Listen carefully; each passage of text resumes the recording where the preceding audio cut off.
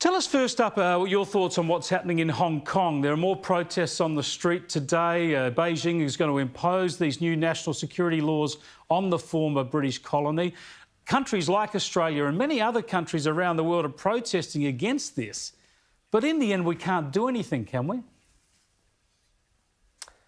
Well, that's a really good point you make there, Chris. In the end, we can't do a whole lot, but we can stand up for those individuals who are seeing their freedoms eroded over time, and we can give them a voice, which is what we're doing. And that's why more than 20 MPs and Senators from Australia signed that letter over the weekend, basically calling on Beijing to pull back from the introduction of national security laws.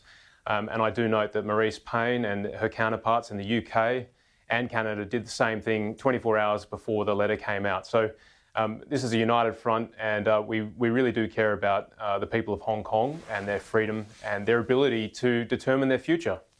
Yeah, it's the right thing to do, and there's been a strong stand taken by the international community to uphold the democracy, the autonomy of Hong Kong. Of course, what Beijing's doing is clearly in breach of the agreement after the handover from the British in 1997. It was supposed to give them 50 years, effectively, of running that autonomous state. But they're trying to make it just a satellite of Beijing, just another part of mainland China.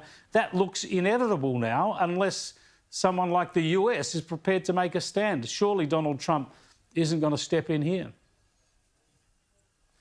We'll have to wait and see, but certainly what we saw in the US overnight with the Secretary of State, Mike Pompeo, making a statement to Congress where effectively he downgraded the autonomy of Hong Kong in a formal sense. It's the State Department's role to assess it, and Mike Pompeo said, based on what's happening in Hong Kong and has occurred over the last 12 months, we can't consider it as autonomous as it once was. So the ball is in President Trump's court, and let's hope that we can come to a good outcome here. But it is a very tough strategic environment at the moment, with rhetoric in China and the US both at very heightened levels. Well, let's hope the diplomatic pressure will intensify. Do you think that there's any role here for any sort of economic sanctions to try and defend Hong Kong?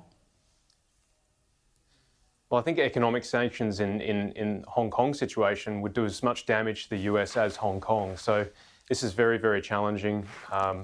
And we need to proceed very, very carefully. Of course, we have a lot of Australian expats in Hong Kong. We've got a lot of Chinese Australians with family in Hong Kong. So this is very near and dear to us. And I'm very glad we have Scott Morrison at the helm guiding this country through this very, very rocky period.